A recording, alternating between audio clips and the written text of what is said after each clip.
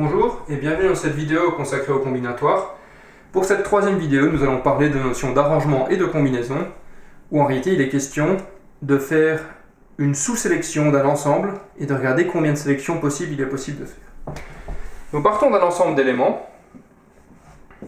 Ça peut être des cartes d'un jeu de cartes, ça peut être des élèves, et nous en prenons un sous-ensemble. L'exemple que nous prendrons ici est celui d'une classe de 21 élèves.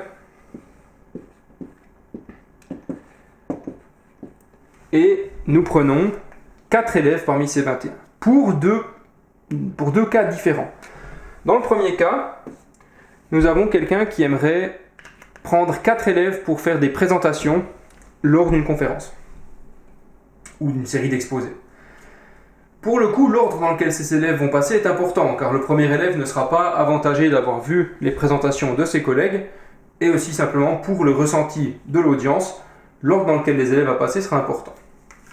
Alors ici, il y a 4 cases à remplir, et selon le principe de multiplication que nous avons vu précédemment, pour la première case, donc pour le premier remplacement de l'horaire, il y a évidemment 21 choix. Il y a 21 élèves, nous en prenons un parmi 21. Ensuite, pour le deuxième, il n'y aura plus que 20 choix, puisque le premier élève a déjà été choisi, et ainsi de suite. Après, il ne reste plus que 19, puis 18, pour toutes les options possibles. Ici, notons bien que l'ordre est important au niveau de la façon dont nous organisons les élèves. Si Stéphane passe avant Samuel, ce n'est pas la même suite de présentation que si Samuel passe avant Stéphane. Donc, nous notons que ce produit ici peut s'écrire de la manière suivante. Nous écrirons 21 factoriel divisé par 17 factoriel. Pourquoi ça?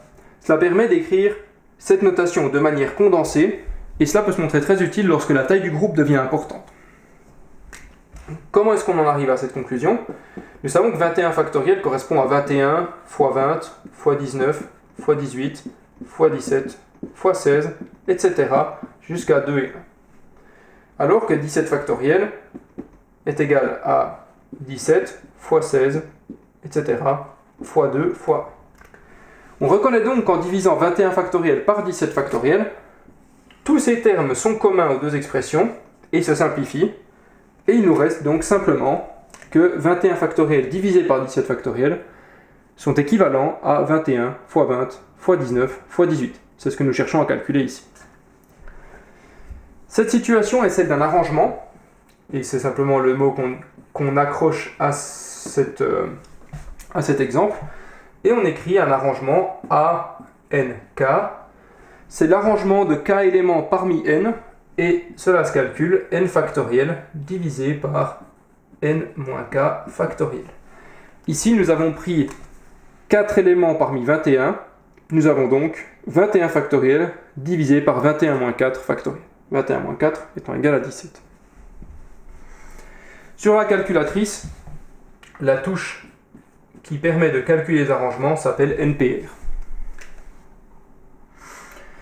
Prenons maintenant un deuxième exemple avec la même classe. Ici, nous avons un autre enseignant qui cherche à former un groupe de 4 élèves pour une délégation. Il aimerait prendre 4 de ces 21 élèves et les regrouper pour participer à une réunion. Et ici, tous les élèves sont équivalents dans le groupe. Il n'y a pas de président, de secrétaire, il n'y a pas de rôle. D'accord ? Les 4 élèves sont interchangeables. Ce qui signifie que l'ordre n'a pas d'importance. Et pour le calcul, pour le coup, ça en aura. Si nous n'avons pas d'ordre, nous partons du même principe de multiplication au départ, que pour le premier élève, nous avons 21 choix, suivi de 20, suivi de 19, et enfin de 18. Maintenant, vous comprenez assez vite l'astuce. Si nous avons pris ces élèves dans un certain ordre, il y a bien entendu plein de façons de les ordonner. Prenons par exemple, si je prends le tirage où Stéphane sort avant Rachel, qui sort avant Alice, et qui sort avant Nicolas. Nous avons tiré ces élèves dans cet ordre précis, et pour les exposer, par exemple, ça aurait son importance. Stéphane passe avant Rachel, qui passe avant Alice, et qui passe avant Nicolas. Pour le coup, c'est important. Alors qu'ici, l'ordre n'a pas d'importance. Que vous commenciez par tirer de votre sac Stéphane et ensuite Nicolas ou l'inverse, ça ne change rien. Par exemple, si Nicolas avait été tiré en premier et qu'ensuite nous avions eu Alice Stéphane et enfin Rachel, ces deux groupes sont tout à fait identiques. Par contre, avec notre système de comptage, malheureusement, nous comptons deux groupes différents alors que nous arrivons au même groupe. Et donc ici, il faut faire attention aux permutations.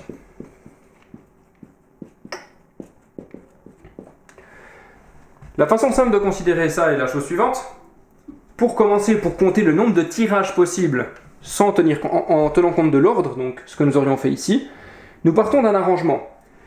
Mais ensuite, il faut tenir compte du fait que de nombreux arrangements sont identiques. Ici, combien y a-t-il de façons de faire des groupes qui ont l'air différents a priori, mais qui sont en fait les mêmes? Eh bien, simplement, il s'agit de toutes les permutations possibles des 4 éléments de ce groupe. Et donc la question, c'est combien de permutations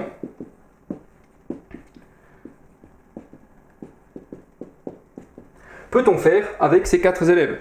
Combien on a de façons d'organiser ces 4 élèves en groupes qui au final constitueront le même groupe, mais qui, tirés dans un ordre différent, nous feront compter des combinaisons supplémentaires? Eh bien, simplement, c'est une permutation de 4 éléments parmi 4 éléments, donc c'est une simple factorielle. Nous avons 4 factoriels. En conclusion, pour calculer le nombre d'éléments, le nombre de groupes possibles, eh bien, nous allons calculer l'arrangement de 4 élèves parmi 21 et diviser par le nombre de permutations à l'interne. Ce qui nous donne au final ce que nous appellerons une combinaison. Et une combinaison de 4 parmi 21, nous aurons n factoriel, je vais indiquer l'écriture générale, n factoriel divisé par n-k factoriel fois k factoriel. Donc essentiellement ici, les combinaisons sont exactement comme les arrangements, sauf qu'on divise encore en plus par le nombre d'éléments choisis factoriel. Ce qui nous permet de tenir compte du fait que des groupes qui sont a priori différents lorsqu'on tient compte de l'ordre sont en réalité identiques. Voilà les deux aspects importants dont il faut tenir compte. Quand on prend un sous-ensemble, on va en réalité diviser la factorielle de tout ce qu'on a à disposition par ce qu'il va rester, c'est-à-dire on tire 4 élèves dans un sac où il y a 21 élèves, on fait 21 factoriel parce que c'est tous ceux qui sont à disposition, et on divise par 17 parce que c'est tous ceux qui restent. Ici, quand on ne doit pas tenir compte de l'ordre, il faut en plus diviser par le nombre de permutations possibles entre les différents éléments pour éviter de compter à double des groupes qui sont finalement identiques si l'ordre ne compte pas. Voilà, c'était tout pour cette vidéo sur les arrangements et les combinaisons. Dans une prochaine vidéo, nous parlerons de la notion de répétition.